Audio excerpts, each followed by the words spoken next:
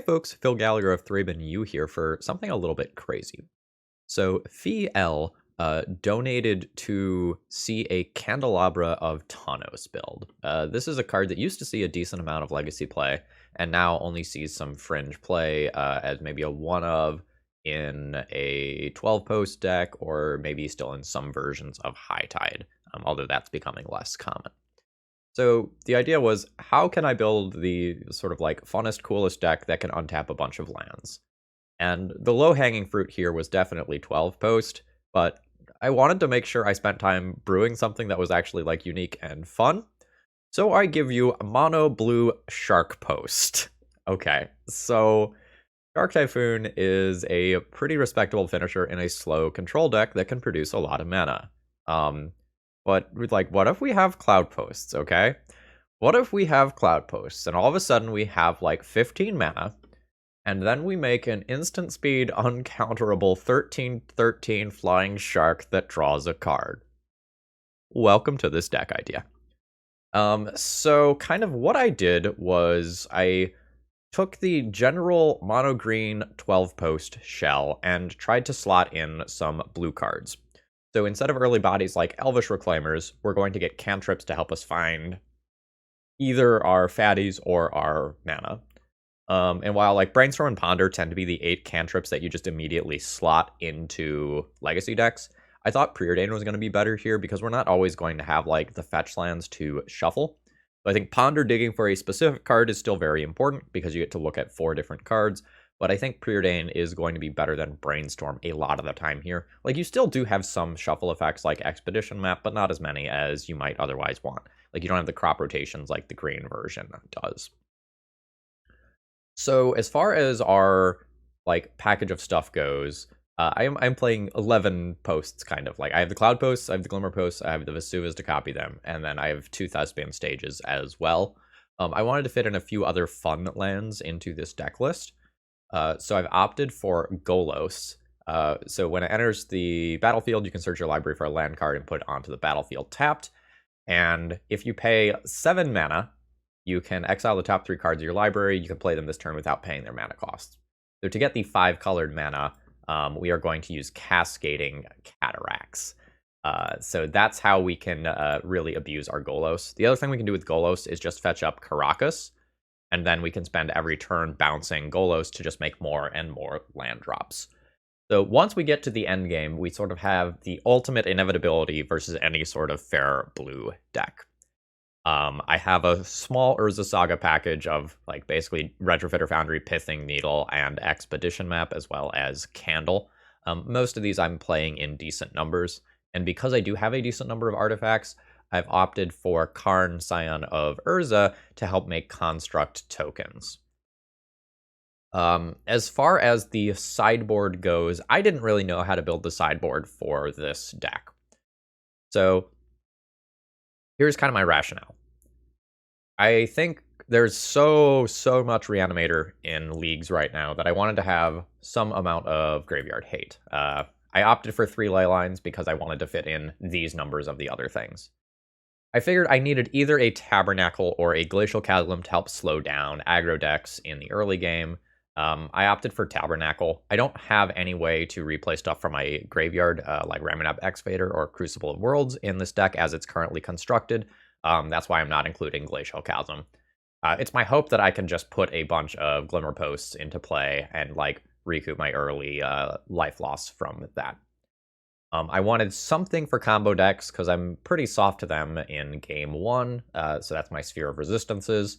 I wanted Brazen Borrower as my generic I need to get something out of play card, and I wanted a couple of Dress Downs. Like, I recognize that I am an Urza's Saga deck, but I want to be able to answer my opponent's Urza's Saga, so I think it was either Dress Down or Hurkyl's Recall. And I opted for Dress Down. Maybe this shouldn't be in the deck since I have both Urza Saga and Karn of my own. But I figure if I end up answering my opponent's Urza's constructs, I get closer to just doing this crap, and it probably means that I win the game. So the other thing that I could have considered here is Force of Will effects. But if you take a look, as far as the main deck goes, I only have 11 blue cards, so I'm going to be pretty light, even after, like, sideboarding in a bunch of forces. I'm going to be pretty light on blue cards. We've got a lot of lands and a lot of colorless cards in this deck, so I wasn't sure if that actually could do it. Other things I considered that did not make it into the deck were Trinket Mage to fetch up these artifacts and then just be a chump blocker for something, as well as Spell Burst, which is a buyback counterspell, which gets a little silly if you get to huge amounts of mana. But if you get to those amounts of mana, like, why not just cast something that wins you the game instead of something that doesn't lose you the game? All right, let's see how this plays out. This is absolutely a new untested brew, so this might be a little bit sketchy. Let me know your deck building thoughts in the comments and how we could improve this deck. If you're new here, please consider subscribing, and if you're a regular, throw me a like before this video begins. It's the easiest way to support my content for free. Let's go make some screenshots that'll make my friend Bosh and Roll jealous. Okay, opening hand here has protection from a wasteland, but not a lot else going on. I think I'm just going to go ahead and mulligan this one. Whereas this hand does not have blue mana, but otherwise has a decent amount of stuff going on. I'm going to go ahead and keep this one and pitch one of the preordains. All right, so this will just be Cloudpost go. So any land means that I have a turn 3 Karn. If I don't hit a land, I will just make construct tokens for a few turns until I make very large Karn structs with Karn. Not constructs, these are servos. Yeah, my opponent wrote me a cute little message. They are from Germany. This is actually one of my bigger audiences. Like, obviously, the Americas is the first, but I think it goes like America, Canada, Germany, I think is next. Okay. Verdant Catacombs. How fun is this deck list going to be? Verdant Catacombs could be something crazy like Nick Fit. Could be a green mid-range deck that has, like, Elvish Reclaimers. Could be Elves. Oh! Okay. We're not good against this deck, whatever it is. Definitely nervous. So, we're probably playing against some Storm-adjacent deck list, like TES. Yep. All right, we are playing against TES. We have 4 spheres of resistance that are relevant in this matchup. Otherwise, like, we're very much not geared to beat this deck. So we could just get, like, Burning Wish emptied right here. So my opponent will crack their LED in response. Oh, okay. So that's what, like an Adnause or Pier? Yeah, Pier. So Pier lets them draw half of their library. I'm almost certainly dead here, but I think I will just let my opponent do their thing and let them have their cool thing on video. There's technically a world where my opponent fizzles, but like, that would be just so incredibly rare. I guess I can start thinking about my sideboarding here. Yeah, like, it's spheres, maybe Tabernacle, and maybe Cage. Cage stops, Echo Flashback. It's not exactly fantastic, but, like, my deck is meant to beat all the really slow blue stuff, not the really fast combo decks. Like, that was very much intentional in deck design here. Okay. So Legend Rule that, Mox Opal. Okay. I guess the good news here is, like, they aren't just, like, turboing through this, so maybe there's some small hope for me. But they have, like, multiple different colors of mana and plenty of cards in hand, so I do expect that I am dead. Okay. Yeah, so that's Burning Wish, crack LED, have 4 mana, cast Tendrils, and I'm very dead to Tendrils, because my opponent has a storm count of 14 here. And I will not make them click through that. GG's. Alright, so I want Cage, Sphere. I can consider Tabernacle as an out to Goblins as well. I guess technically I can also consider Leyline, but it's pretty medium. Pithing Needle on Wishclaw Talisman is also not nothing here. Okay, what comes out? I don't think I need Kozilek. I will probably cut some number of finishers. Which one of these is harder to cast? A Shark Typhoon for a respectable number or an Ugin? Unsure. It's like blue mana versus colorless mana. Ugin can do some things like exile Wishclaw Talismans. Alright, so I want all these. I have to make 3 more cuts. Maybe trim a candle. Probably trim the Retrofitter Foundry. I'll trim another Shark Typhoon. I've trimmed 3 win conditions. But, like, I'm planning on winning this game via 1 Karn or 1 Urza Saga most of the time anyway. I think I need a Pithing Needle or a Sphere in my opening hand. Like, this is a very respectable opening hand in a lot of ways, but not for this matchup. It's so... Okay, well, when I said I needed a Pithing Needle in my opening hand, I did also need another mana. Like, I need to cast that card. I'm gonna have, like, something insane like 27 lands in this deck. Yeah, I have 27 lands in this deck. Alright, down to 5. Yes. Yes. So I pitch Golos, and I probably pitch Expedition Map here. I am going to cast Preordain on turn 1 and try to hit an untapped land. I think that's more important than casting the Pithing Needle on turn 1. Uh-oh. Bottom. Okay. So that is not the untapped land I need for turn 2, but that does give me a Sphere of Resistance on turn 3 and a Pithing Needle on Wishclaw Talisman on turn 2. That's not the worst. So Sphere of Resistance is kind of weird versus Prismatic Ending. It's not... I get really scared every time a TES player brainstorms on turn 1. That means they're, like, right there in terms of, like, going off. Please don't play a pedal.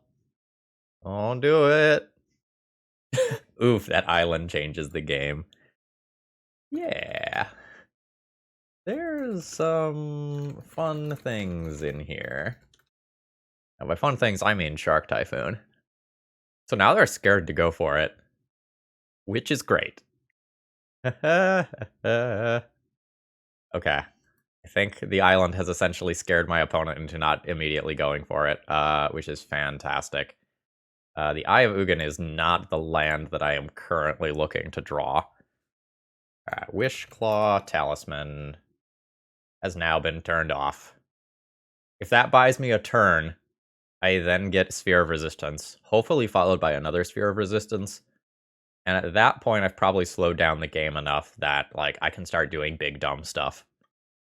All hail the power of the disco ball. Okay, my opponent tanked for a while, and now it's beginning. They're thinking really hard about something over there. Is this turn or next turn? I think next turn. But I just want to play another Sphere next turn, not activate Urza Saga. Alright, let's play the Sphere. Okay. I am potentially on track to win this game. I am still definitely scared. And, like, this probably gives my opponent the sign that I don't actually have any counterspells. They might be more likely to just go for it in game 3. Which means that I could consider my leyline slightly more highly in the next game. They're so medium. And they shot off, like, 1 card in the 75, and to a lesser extent, weaken Rite of Flame, but yeah, okay. So is this a Prismatic Ending? Yeah. So this was what I was talking about in regards to Prismatic Ending. So Sphere of Resistance doesn't really tax Prismatic Ending, because you just cast it for 1 white and then pay the tax with a different color, and you just answer your problem immediately. Okay.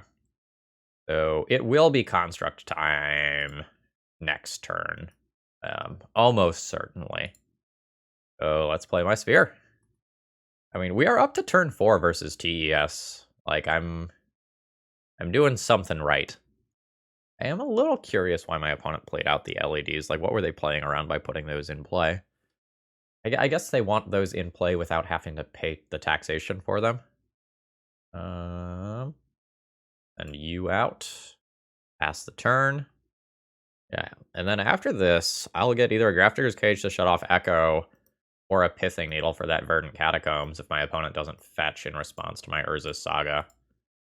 So I've got that going for me.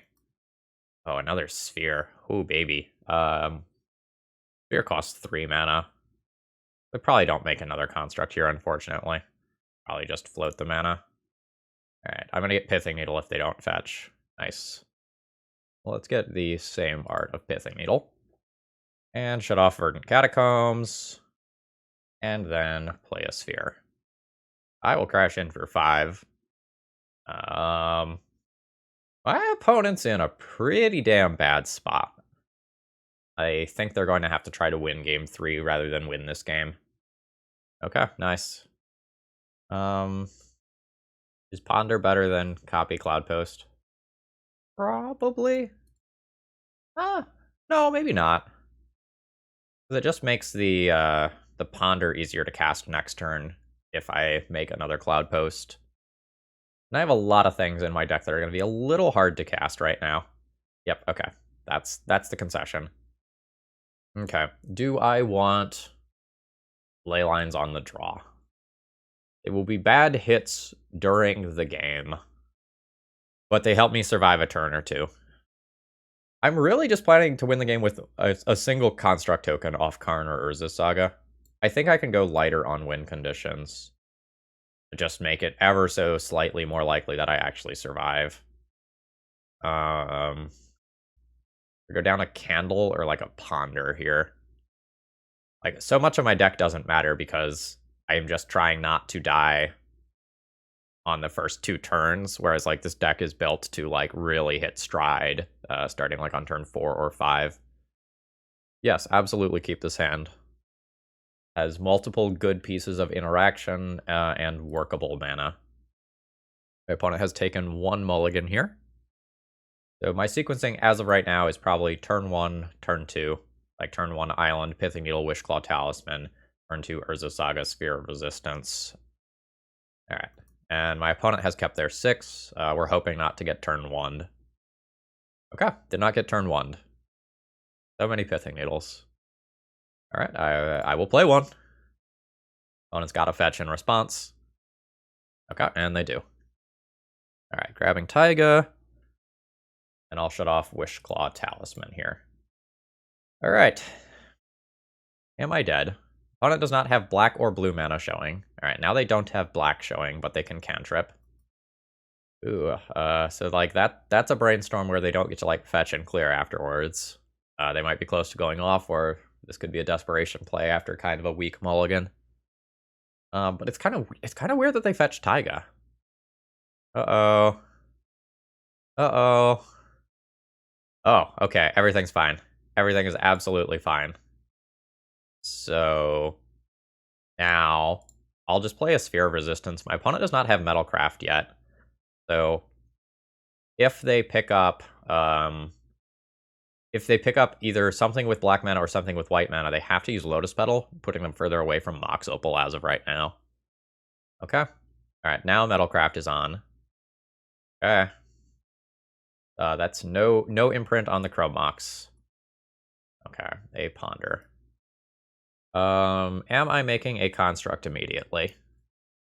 I'm not sure if that's better than just playing double Pithing Needle this turn. Yeah. So, I can't play double Pithing Needle this turn because of Sphere of Resistance. Like, I can Pithing Needle Verdant Catacombs and shut off 3 of my opponent's fetch lands. Or I can put a redundant Pithing Needle on Wishclaw Talisman. Neither one of those things is super impressive. I think I'm just going to try to kill my opponent. Like, with double Urza Saga and a couple of Pithing Needles in hand, this stuff will get big quickly. Okay. I don't know why they're doing that. Okay, I make my construct. Then I'll make my construct. Oh, do they maybe have, like, some Infernal Tutors in their build and they care about being Hellbent later on in the game or something? I just grab the Cage. I just grab the Cage here and then shut off Echo. Or I can Pithing Needle. Like, with 2 Pithing Needles in hand, I'll just cast one of those at some point, potentially. Yeah. Grab a Cage. Play a Cloudpost. Crash in for 5. This puts my opponent to 14. So that means I just kill them next turn. Play Vesuva, copy Cloudpost, and I have 4 mana for double Pithing Needle or Pithing Needle Expedition map. Okay, I mean, that is currently Pithing Needled. Alright. So. Oh, shoot! I clicked right through that. It doesn't matter. It doesn't matter. I'll just grab a new Pithing Needle for Wishclaw. I just forgot to float my mana. But this gives me another artifact anyway, so it's not that big of a deal. I'll play yet another Pithing Needle, put this one on Verdant Catacombs, and then crash in for my opponent's remaining 14 life. I think we got a little lucky here to win this one. Like, I'm not gonna lie. Like, I had the cards that I put in my sideboard to do this. But like, maybe my opponent could have mulliganed more aggressively to win here. I don't know. Like, they had some bad draws with these like empty Chrome Moxen. Okay, my opponent said they just kind of got a little unlucky this game. And wished me happy holidays. GG's. That'll be the match. Okay. This is the sort of deck that I was worried about, and we got a little lucky here. Let's see what we can do in future rounds where we maybe do what I designed this deck to do. All right, I have a great opening hand for this round. I get to just like lead on a bunch of Cloudposts, play a Golos, and then once I have my big mana, I'll be able to cast Preordain to look for a real finisher. As of right now, I'm unsure what I'm going to get off of Golos. Okay, could be playing against Elves, could be playing against Nick Fit. We'll probably get an idea pretty fast of what I'm going to be up against. Okay, it is Elves. So in my sideboard, I have a Tabernacle for this matchup, but I don't have access to it in game 1, unfortunately. All right, so I'm going to Glimmer Post here. I guess technically I should like tap this way, right? Or no, I guess it doesn't really matter. These are tapping for 3. So I'm kind of going to have wasted mana either way. Yes, I will use this ability. So what's my plan to win this game? I can just get Eye of Ugin, activate it, and then try to play an Ulamog the following turn. Ulamog's not like super good here. I could also just get another Cloudpost and then try to preordain into a true win condition next turn. Not having the Tabernacle in game 1 here is pretty rough. I think the easiest way for me to win is to spike my Ugin. So I'm just going to grab a Cloudpost and hope that Preordain gets me there next turn. Like, the Eye of Ugin is absolutely fine, but there's just so many absolutely terrifying things that my opponent can do here. Ooh, that's not bad. I think I just straight up junked a Dryad Arbor without the floating mana. Okay. I mean, this is fine for me, honestly. So I'll start off with a Preordain here. I don't want either of those. The Cascading Cataracts is interesting, actually. But I can fetch it with Golos if I really want. My Golos also just might die to Grist. Actually, that's a -2. Yes. Now at this point, I will go ahead and pick up the Eye. Then I'll go Retrofitter Foundry. Got some floating mana. I'll go ahead and do this. I'll untap. I think I'll just make a second creature. Okay. Haven't done the mana count for next turn yet. But I assume we're pretty close to just Emrakul take an extra turn, annihilate my opponent's entire board. My Cloudposts are going to tap for 5 each, 5, 10, 15, 16, 17. Yeah, it's going to be a lot. It's going to be a whole lot. Holy moly. Okay. So I play Vesuva. Copy a Cloudpost. Okay, so how much mana do I have? 5, 10, 15, 16, 17, kind of like 18, 19 for Eldrazi. I guess I'll just tap 2 of these and do a draw 4 this turn. Just casual draw 4, no big deal. Expedition map isn't doing a lot. I have so many lands in hand. I think I'll just activate this. I don't have to activate it now, right? So this is 5, 6, 7. And just double check 1, 2, 3, 4, 5, 5, 6, 7. Yeah, I can just activate this later. Fine with sending all these things in at Grist here. Just make it more difficult for my opponent to answer my Kozilek. Honestly, I might not be worried about the Emrakul. Like, this Kozilek alone probably is good enough. Like, the Annihilate 4 is very good on this board, assuming my opponent doesn't just, like, Glimpse or Natural Order kill me. Okay. Yeah, I mean, that's quite good here. That gives my opponent a couple more looks at Natural Orders and, Glimpses, yeah. This is spooky. So my opponent gets the tap dry. Oh, I don't know if you're supposed to do that with that timing. I think you're supposed to tap the Dryad Arbor, then get like another creature in play and get 1 more mana out of Gaia's Cradle.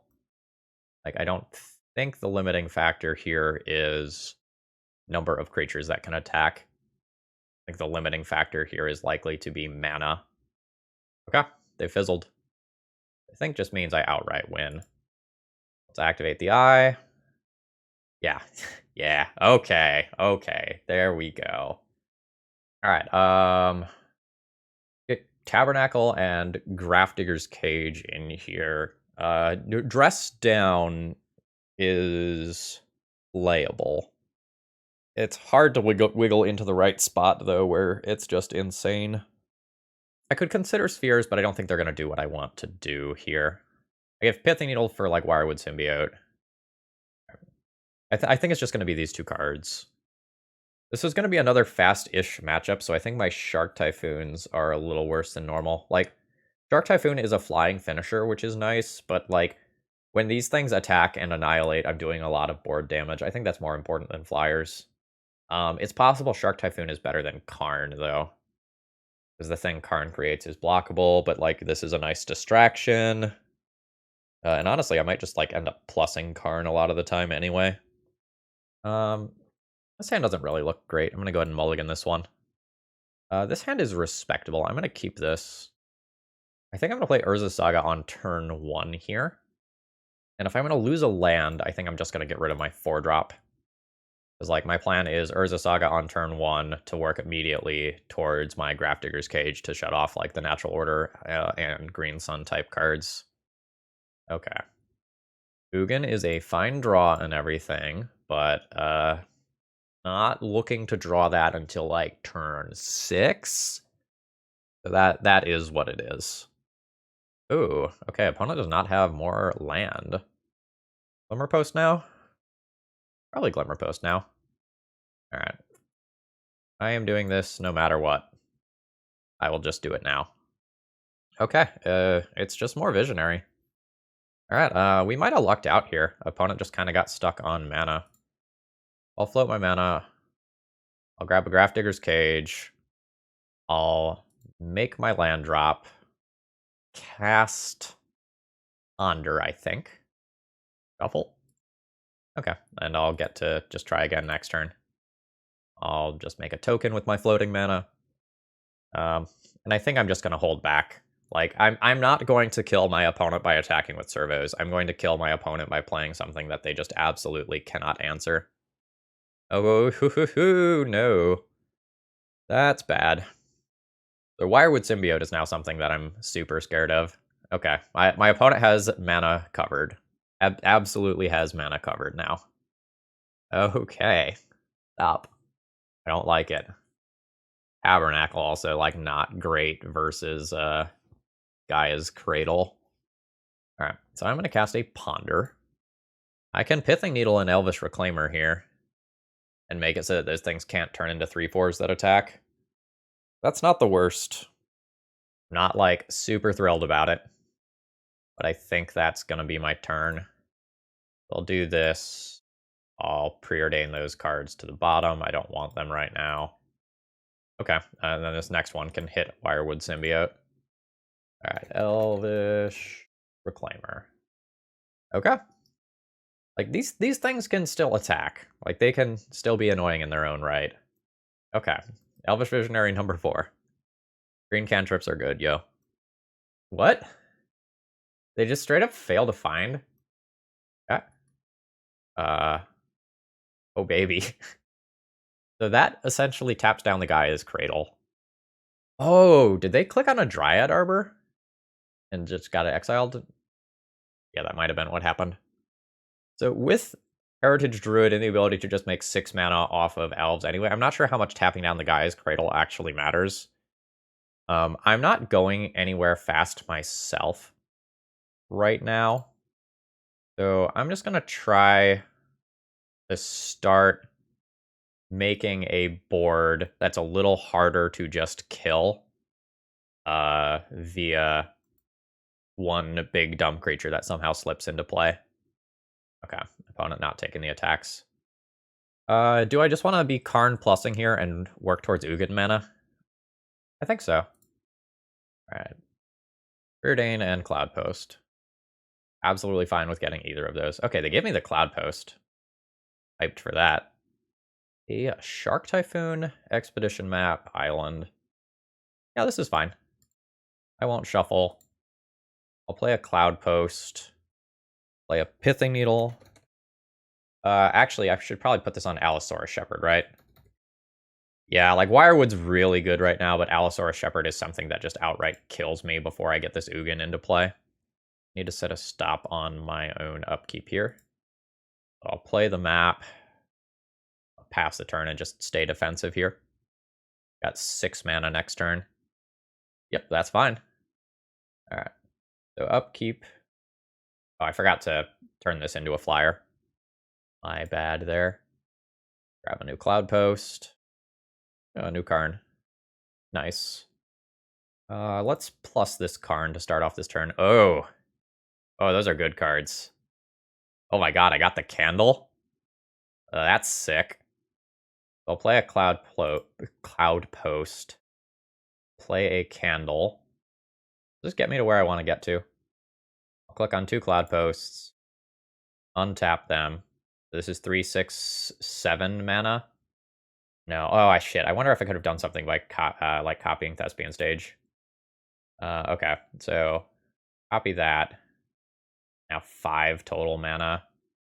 Let's create an idiot. Untap this for funsies.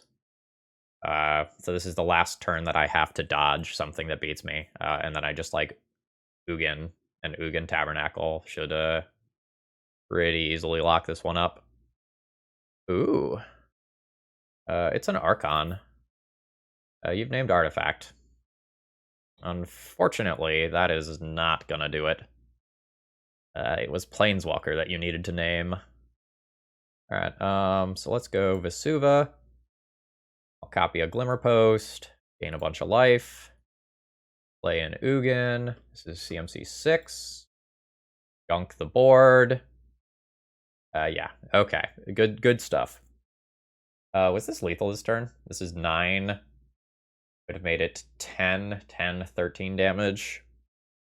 Oh, okay. We've just got it here. Right. We're 2-0 with this brew. Nice. Hey folks, if you've made it this far in the video, you're probably enjoying my content. Please consider leaving a like and subscribing to the channel if you aren't already subscribed. You know what they say, a subscriber a day keeps the mimics away. Okay, I'm looking at a weird opening hand here. I have a Preordain to help me find a post. If I find a post, I think this hand ends up being pretty good. Otherwise, I can just like keep this, play Preordain on 1, play Urza Saga on 2, and start trying to make constructs as like my primary plan. I guess I'll keep this. This hand isn't great, but this hand could become great. Let's Preordain and see where we go. The Ponder is okay for turn 2. The Retrofitter Foundry is okay for turn 2. You can just keep both of these cards, and then, like, this is my turn 2. Urza Saga, Retrofitter Foundry, Ponder. That's fine. Alright. Okay, so we are potentially playing against some sort of lands variant here. Land Destruction will be pretty good versus my hand as of right now. I'll want to get a Pithing Needle off this Urza Saga if it makes it around the table. I'm also going to cast this Ponder immediately to see if I can just find a Pithing Needle. Arn and Shark Typhoon are absolutely fine cards. I really want a Pithing Needle this turn. I am just going to shuffle and try to hit that card. All right, I did not succeed. That's fine. But I really was willing to risk it because, like, a Wasteland Life from the Lone Block right now puts me into a pretty bad situation. Or it at least doesn't destroy them. But that's pretty good. That means I'm not going to get my first construct off of this Urza Saga. No. No. Alright. I'll make my servo. Alright. Am I Vesuving in Urza Saga? Am I getting a Rishadan port? Am I just making an island that's tapped? That's not susceptible to Wasteland. The Wasteland Spike is so good here. I think I'm just going to Vesuva an island and just, like, stay as safe as I can versus that. Because I do not want to get double Wastelanded this turn and just immediately lose the game. Okay. They have found an Urza Saga of their own. So they'll get that back, put it into play, and then probably just Rishadan port me from there. Okay. So you're going to tap down probably my Urza Saga. I'll make my construct in response. It will be of a respectable size. Alright, there's an Ayavugan. So, I am getting a Pithing Needle. Do I just name Urza's Saga, since my opponent does not have Wasteland yet? I believe I do. Like, I technically can get to 5 mana without exposing myself to Wasteland here. Yep. I'll name Urza Saga. Yeah. I'll Vesuva an island. Ooh. Okay. The opponent has the Punishing Fire combo, which is very bad for me, because, like, I really need this construct to stay alive here. So, Glacial Chasm and Blast Zone. Yikes. Okay, I think this game is lost. Like, the Wasteland isn't out there yet, but, like, my opponent gets to Blast Zone for 1, destroy these, then Punishing Fire this construct token. And then, yeah. This is bad news for me. Oh, they're also getting zombies now. I feel like this is more or less the point where I can safely concede. Like, I can keep myself from losing the mana, but it's just such an absolute fucking slog to try and do anything meaningful this game through all this. I'm going to go ahead and concede. Like, I think I would waste 5+ minutes of my time to still lose this game. I'm not great at this matchup. I have dress downs for opposing Urza Sagas, and I'll probably bring in a Tormod's Crypt as a way to clear out Life from the Loams and Wastelands from the graveyard, but that's probably about it. I don't think I'm going to board Tabernacle or opposing Field of the Dead tokens. I feel like it's just more important for me to just have things that kill my opponent. So this means I need to board in 3 cards. Or sorry, rather I need to board out 3 cards. Probably cut 1 win condition. I'll probably cut the Kozilek. I will probably trim 1 candle. Because I'm just worried about, like, my lands getting blown up and me not really having anything to untap. Oh man, is candle just the thing that I'm supposed to trim again here? I don't know, it's really good if I do set a Pithing Needle on Wasteland to start with. Yeah, absolutely. I will keep this hand. I will play a Pithing Needle on turn 2 in all likelihood. I'm not looking for anything super specific yet, so I'm just going to kind of smooth my draws. I don't think I want either one of these cards right now. I will just go ahead and bottom both of those. Like, my plan for winning this game involves Urza Saga construct tokens as of right now, so I don't think that playing the, like, having the Karakas or a finisher in my hand is super important right now. Alright. Fuck Blast Zone. Oh my gosh. So now I can Pithing Needle that Blast Zone so that, like, I don't lose to that. Guess I can also Ponder in this turn. Alright. Golos, Island, Thespian Stage. I really just want more Pithing Needles right now. I want a Pithing Needle, Wasteland, and Blast Zone. Like, that's my game plan. Karn's okay. I think I'm gonna play a tapped Cloudpost this turn. I hate that I'm just exposing myself to Wasteland here. But I don't think I have too much choice in the matter. Choke. Okay. Choke resolves. I will play Vesuva, copy Cloudpost, then play Pithing Needle and put it on Blast Zone. And this sets me up to put a second Needle on Wasteland a little bit later. My opponent's out of lands, though, right? Like, they didn't make a second land drop last turn. Okay. That's annoying. This finds a Wasteland and blows up one of these.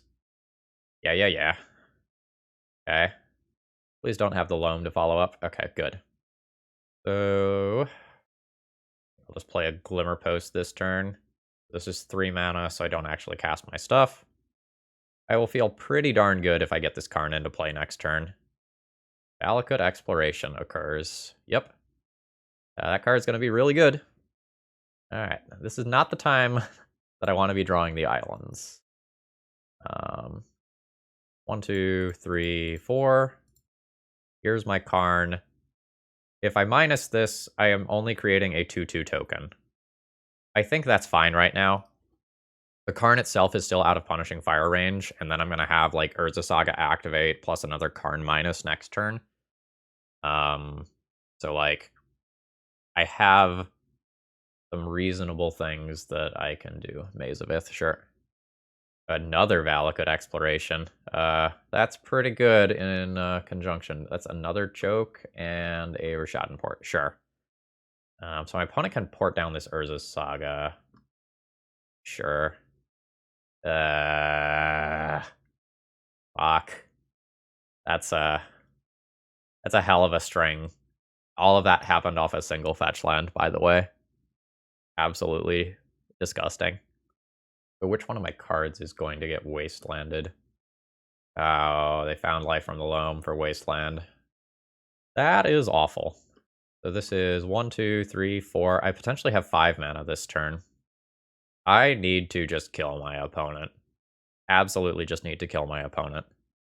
I am in great danger. Alright.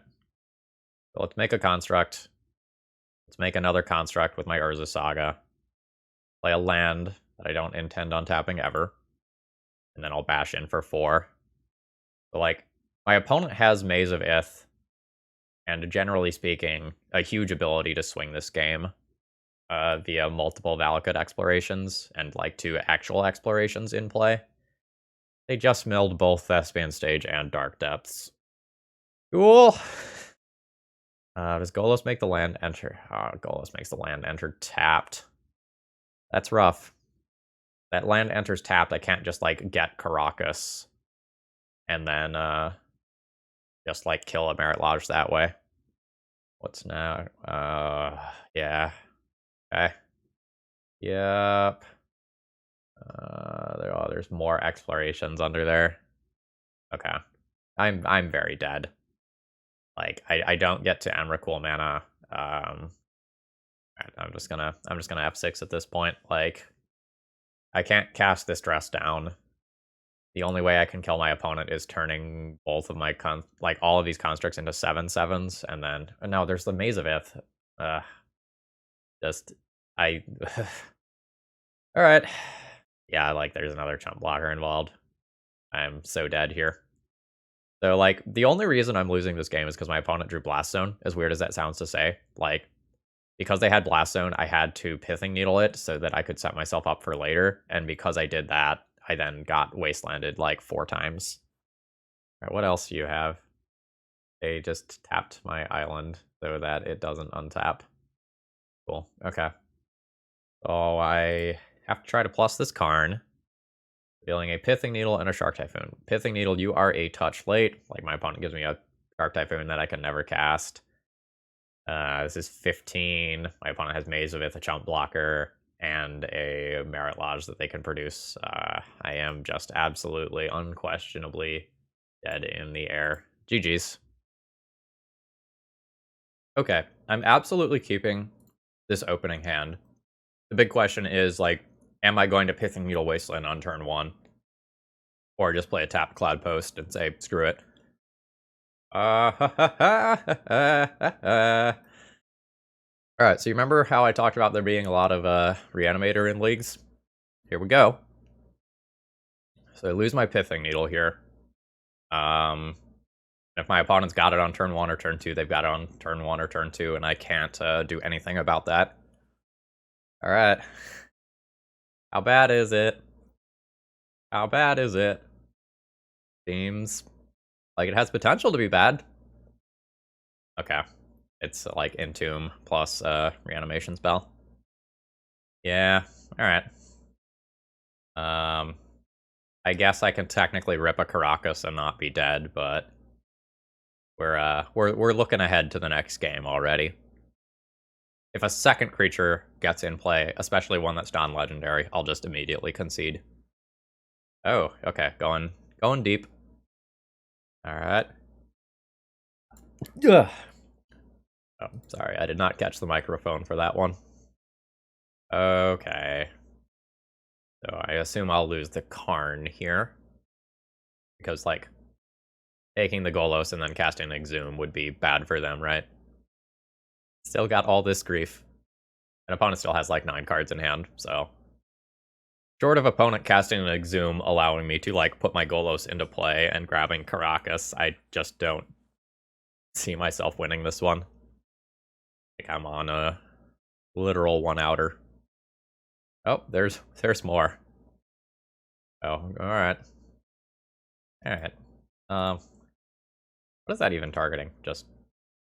This is an A graveyard. Alright, it's yet another grief. Oh, that's only a 2-2 if I rip Caracas.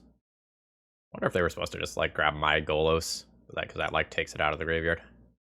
No, I guess it gets awkward if I do draw Caracas. I mean...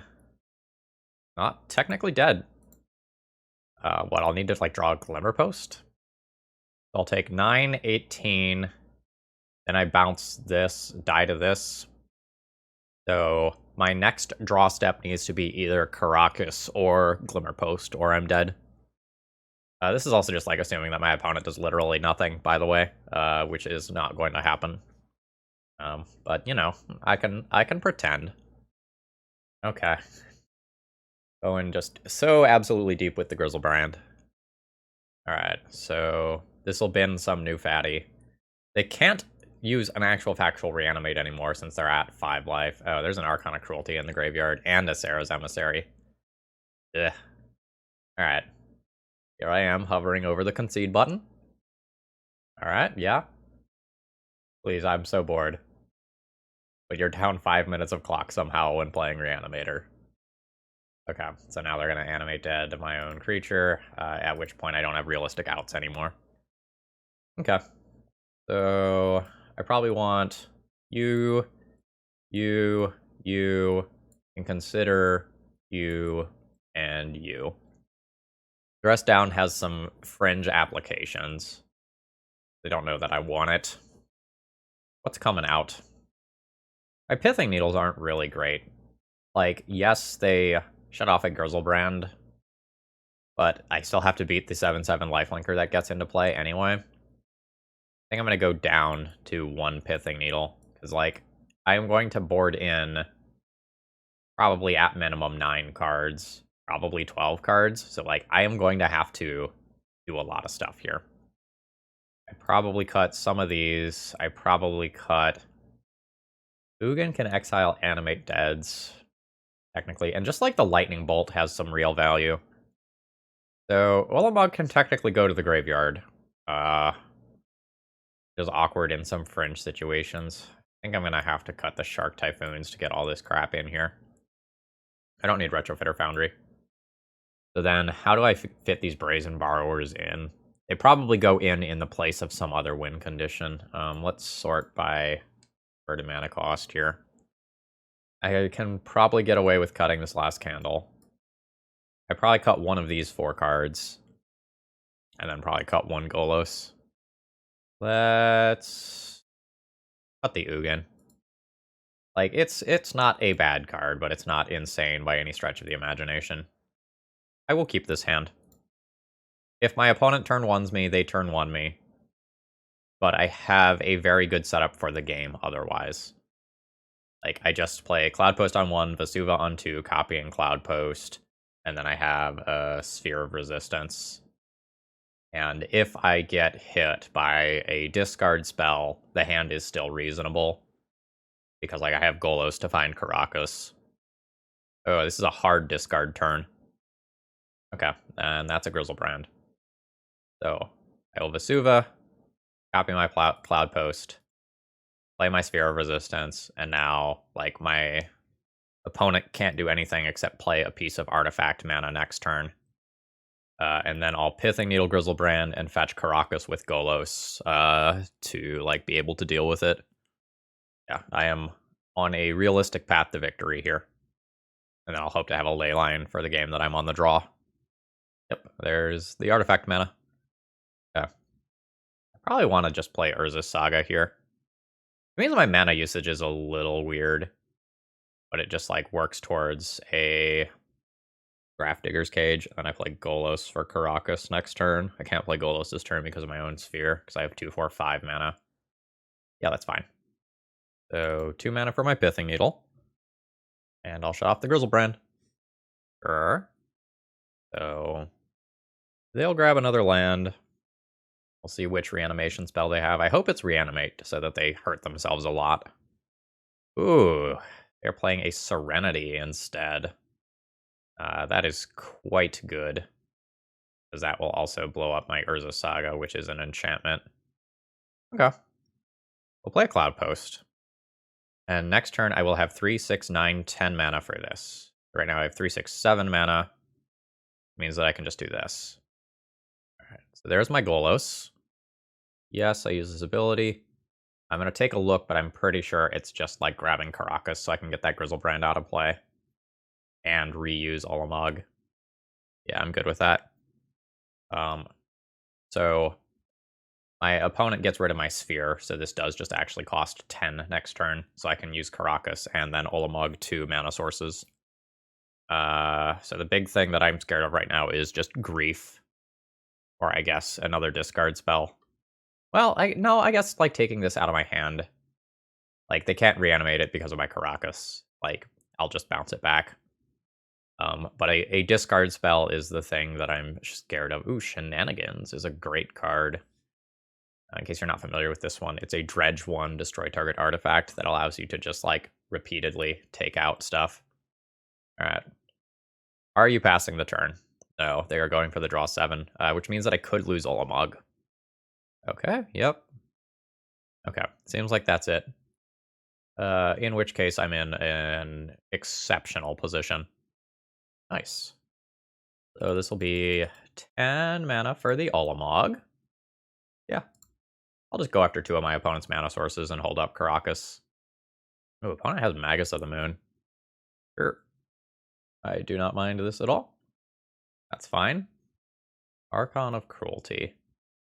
So if my opponent puts that into play, I can just bounce my Ulamog to my hand, take 7 from Grizzlebrand. Okay. Alright, so that is Animate Dead on the Archon. Am I in a better or worse situation if I just, like, face down Archon of Cruelty? Maybe I just need to bounce this Grizzlebrand out of play. And then just, like, Brazen Borrower the Archon back to my opponent's hand. This is a really weird spot. Maybe I got greedy by not just, like, exiling the Grizzlebrand. The thing is, if my opponent, like, Grizzlebrand draws 7 and hits a discard spell, I'm in such a horrendous spot. Alright, I'm going to avoid the draw 7. I'll just discard the Ponder, plan on Brazen Borrower, bouncing Archon of Cruelty. And then with this much mana, I should be able to find something else cool to do. Sacrifice you. Discard you. Okay.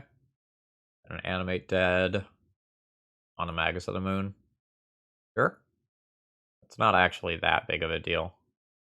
Go land. Petty Theft the Archon back to their hand. And then my opponent dies in 2 turns to Brazen Borrower attacks. I can't play it right now. I don't have double blue, but, like, that is my current path to victory. Sure. That's a mountain. That also means my opponent probably has show and tells in their deck. And I'll take one off of Magus. Down to 16. Okay. Yeah, I'll just play Brazen Borrower at my opponent's end step here. Looting's annoying, because that means that, like, a reanimation spell will now have a target in their graveyard. I'm straight up going to time out this opponent. This is ridiculous. So the Archon occurs. I discard this. Now I can take one from this Magus. And now the question is, like, am I supposed to play the Brazen Borrower?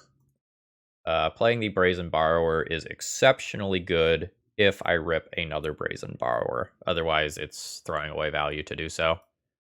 But I think my situation is so bad that I go ahead and play towards that line where, like, I do rip the out to this card. Okay, that's not a real land right now. I'm going to lose this when my opponent attacks anyway, so might as well see if I can get some value. I do not succeed in getting the value. Okay, so I will be dead in one more turn. Card here. The life gain off of this is also a little rough here. My opponent has to hard discard. Alright. So I die to this attack trigger. We don't even get to combat damage. Oh, that is the match. I thought we had one more game here. Alright. That's a bit disappointing. So this opening hand gains a lot of life, but is very slow to actually get to these things. I'm going to go ahead and mulligan and try to find a better hand. I don't think I have to throw this one back. I'm going to keep this, get rid of the Retrofitter Foundry. I'll probably fish that off in Urza's Saga at some point. Okay, are we actually going to play against a, like, slow, grindy blue deck where I get to, like, use my Shark Typhoons? Or is this just going to be a combo? I would like to cast one big, stupid Shark Typhoon this league. Like, it is very much my plan. I'm just going to start increasing my post density here. So awkwardly, like, playing this out like this means that, like, this can be susceptible to a prismatic ending. But I think I just have to accept that here. How does he know? How does he know? Yeah. This is fine. I'll just repeat that twice now. Wow. That is some respect. It's possible I should save the third expedition map here, but I think I'm okay with it. Like, every card that my... Fuck me! Alright. Alright. Alright. This is where I would cast my Shark Typhoon if I had mana. Shuffling, looking for islands, essentially, here. And Urza Saga isn't the worst either. I can just build up a whole bunch of artifacts and then work towards... Yikes. Okay. I mean, like, message received. So we're going to Pithing Needle Jace. And we're going to Pithing Needle Teferi. And then hopefully that shuts off a good number of my opponent's actual win conditions. Alright, I'm just going to play that and make 1/4/4. Yes. Yes, I am. And this Urza Saga is ultimately going to get me a Retrofitter Foundry. I'm going to leave this Expedition map in play for a little while. Yeah. Okay. Sure. The issue with my whole, like, double Pithing Needle situation is that, like, Prismatic Ending is just so good. Like, my opponent will just Prismatic Ending away one of those cards and then, like, play their actual win condition. I think it's correct to just, like, force them to do that, but, you know, it's awkward. Alright, so there is also Candle. I don't think that's where I'm at right now, though. Let's make my servo. Damn it. Alright. Okay. Well, this is bad. I gained some life. Guess I passed the turn here. So I can use 1 mana to turn this into a flyer. Or rather, sorry, 2 mana to turn this into a flyer. Oh, I clicked on the wrong ability. Okay. You know what? Let's go about this game. I'm not winning this game with an active mentor in play. Alright, I need to be able to respect back to basics This is probably the only sideboarding that I'm going to do here. Like, Tabernacle technically does something versus Monk tokens. Like, maybe I want to have that around, but it's, like, so bad in every other scenario. My Pithing Needles probably aren't great here. Maybe I leave one in the deck as a target. So that gives me these 3 Brazen Borrowers, and then it's just the question of, like, do I want Tabernacle over some other random card that's in this deck? I can probably trim one of these and realistically play that and call that good. Multiple main deck back to basics, though, is really rough. Alright, how is this hand? Hand's pretty medium. Like, I'm not doing anything fast, I'm not doing anything super consistently. I don't have an answer to back to basics. It's still potentially just good enough to keep, though. Like, Urza's Saga is a hell of a drug. Yep. I did the one blue mush deck that we played against. Have to be multiple back to basics. A terrible draw. Alright. So be it. I have committed to this line. Let's name Jace. Let's name Flooded Strand? Let's name Flooded Strand. We're swinging for the fences here. Yeah. Alright. A 50-50 shot there. Alright. Oh. Don't do it. God damn it. That's really frustrating. Alright. Yeah, like, this is the match for this. Yes, this is the way I win. Preordain and try to hit a land drop. Sorry, Shark Typhoon. Play Vesuva. Copy an island. Bash in for 3. Opponent absolutely just has control in this game, though. Like, they should be able to beat a Retrofitter Foundry with just a Prismatic Ending at some point, and 1 Construct token is not winning me the game. Okay, I mean, they've just Brainstorm locked themselves, so, like, there's some good news. Bash in with my Construct. Make a token. Yep. I can't catch a break here. If I get a few more islands, these Shark Typhoons start to become reasonable. But, like, I really have to use my mana to just create more servo tokens. Alright, there. At least I did that. Sure. Okay. I'll attack and try to kill this Teferi. I succeed. Now, do I take some degree of risk and try to preordain into another island? Or do I just, like, make another 1/1? I probably need more mana if I'm going to win this game, honestly. Do I keep the Thespian stage? Kind of an island. Alright. I play island.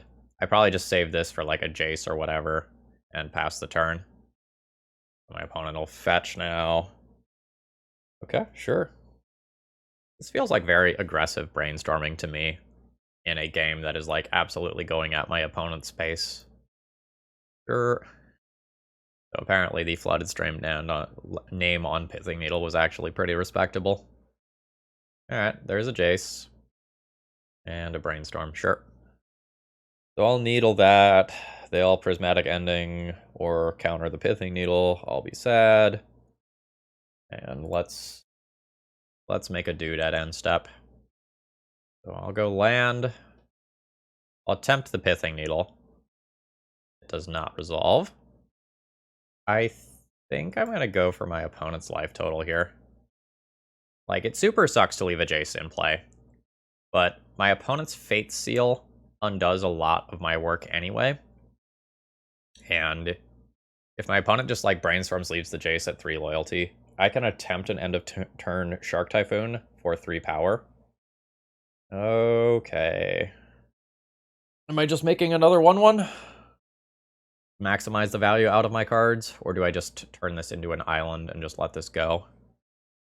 I think I just let it go. I think turning Thespian Stage into an island is more important here. Sure. Alright, that was no shuffle followed by a Brainstorm. Sure. Okay, so this is the time where I say, like, do you have a Swords to Plowshares in your hand? I can give up this Thespian Stage in order to attempt to kill the Jace. I think I'm good with it. Alright, Shark Typhoon, this is your fucking moment. Please. Alright, here we go. Attack Jace the Mind Sculptor. Do you have a Swords to Plowshares? Fuck me! No! No! Okay. Yeah, I mean, that's real good. That's a 2-for-1. That kills the servo and this flying shark token that otherwise would have evasion. Yeah. The Jace takes 1 here, going to 2. I can again attempt an immediate Shark Typhoon, or I can like save this for a little while. The Shark Typhoon for 1, it requires Jace to not plus and requires my opponent to have no removal in order to work. I think I am in on the short-sighted plans right now, though. Like, long-term, I can find a Candle, untap these Cloudposts, and get 1 big turn. Attempt it again. This is not the screenshot-worthy Shark Typhoon that I was hoping for.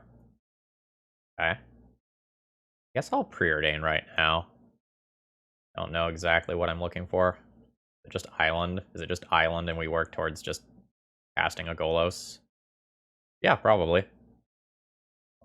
Put Ponder in my hand this turn and cast it. Just get a better look at what's coming. Yes. Yes, don't mind if I do. I'll take the Brazen Borrower this turn. Or like Ponder, Island, Brazen Borrower, Shuffle Library. No. Island. Alright. I am once again attempting to kill Jace the Mind Sculptor. Mystic Sanctuary. Returning a Ponder. Okay. Sure. Oh my god, the Jace is dead. Holy shit. Alright. So now, if I play Glimmerpost on my turn, I will have 3, 6, 7, 8. I'll have a lot of mana.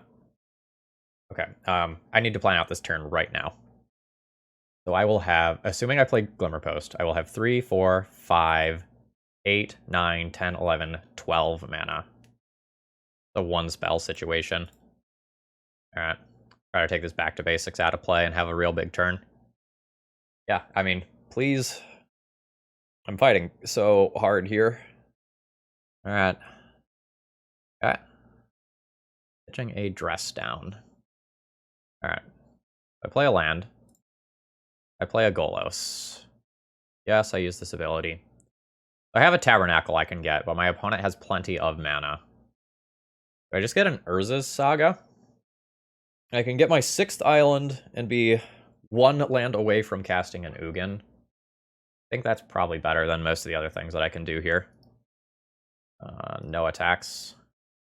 I am on the defensive right now. Yep. How do I treat this? Do I just double block and kill a token? I think... no. Double block, kill a token. Worth 2 damage this turn and potentially like 3 more some other turn. Yep. Okay, so this is 5, 6, this is 7, this will be 8. I have Ugin next turn, through back to basics. These islands, they've done some stuff. Opponent will have 2 cards in hand. I will absolutely win the game if this Ugin resolves. But it makes me nervous that my opponent is not casting spells here. Just makes it so likely that my opponent actually has an answer to this, but... Alright, here it is. Ah, damn it. I cannot catch a break. So I'm going to take another 5 here, going to 16. And now I've tapped a couple more of these lands. Candle would be cool. Alright, so I have 6, 7. 3 more mana for Kozilek.